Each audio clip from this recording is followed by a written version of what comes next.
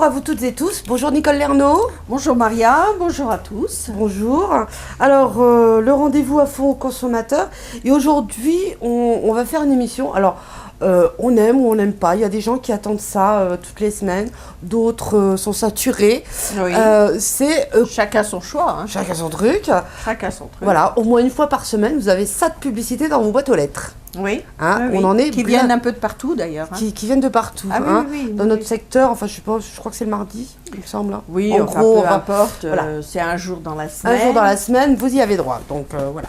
Alors il y a ceux qui attendent ça. Oui. Et ceux qui sont saturés. Mais il n'y a pas que les pubs que l'on met dans la boîte aux lettres, hein, les pubs commerciales des supermarchés, etc. Il y a d'autres pubs qui viennent s'ajouter dans la boîte aux lettres. Et c'est là qu'il faut faire très attention. Par exemple, nous, dans notre département de Lyon, et dans chaque département, je pense que ça se passe comme ça aussi, par exemple, on a le journal Au fil de Lyon du Conseil général. Oui, bah ça c'est intéressant de l'avoir. Voilà, alors...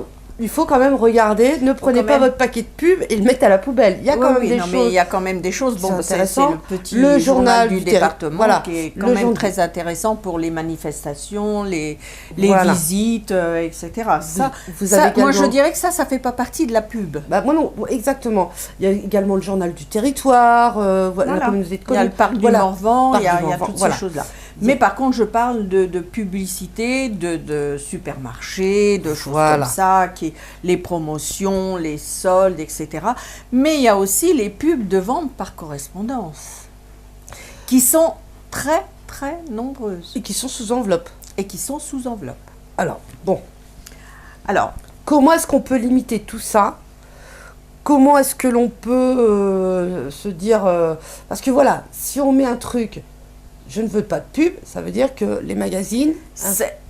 Ça veut dire que c'est uniquement la publicité, on va dire, des supermarchés qui arrivent dans la boîte aux lettres. Stop pub, c'est uniquement fait pour celle de la personne qui passe et qui vous met la pub chaque semaine. Toutes ces grandes marques. Voilà, toutes les grandes marques de magasins du département. D'accord, donc ça on peut le supprimer. Ça, on met sur la boîte aux lettres un stop pub. C'est respecté ou c'est pas respecté, enfin peu importe. Alors, comment est-ce qu'on peut limiter tout ça ? Comment est-ce qu'on peut... alors, tout en gardant les magazines, bien sûr, parce que bon, il y a la pub magasin, enseigne, et il y a la publicité, un peu les jeux gratuits, là, les arnaques. Oui, ça c'est la publicité qui est envoyée par la poste. Alors là, pour cette publicité-là, il faut carrément écrire à la maison. Vous recevez cette publicité, vous avez gagné 5 000 euros, 50 000 euros, etc.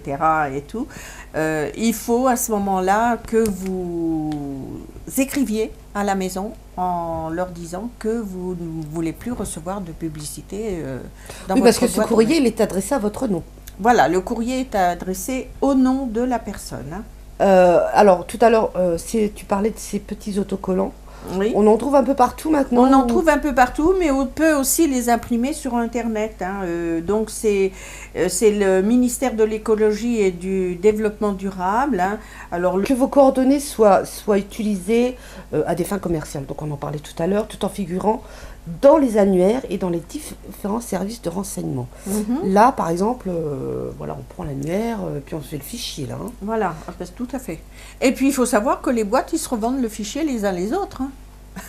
Oui, voilà, parce que ils se revendent. Ils se passent les fichiers les uns les autres. Oui, parce que quelque part, voilà, on n'a jamais acheté dans cette... voilà, on n'a jamais mis les pieds. Et vous vous retrouvez avec de la pub qui vous arrive dans la boîte aux lettres. Hein. En disant que vous avez gagné le gros lot. Tel catalogue, par exemple, et en vous disant, renvoyez votre bon, et même sans commande, mais enfin, en général, si vous le renvoyez sans commande, il est mis tout de suite à la poubelle. Donc, c'est un appel à commande. Hein. D'accord. Donc, par exemple, pour France Télécom, on peut demander à votre opérateur, c'est ça ? Oui.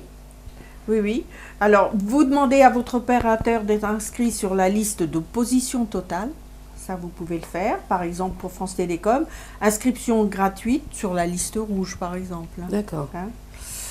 Donc et là, ça, on est sûr de pas vous trouver trouver le 10-14 pour que voilà, ça et là, soit on est fait sûr de ne pas ça. vous trouver soit sur le bottin, ou soit tout simplement tout à fait.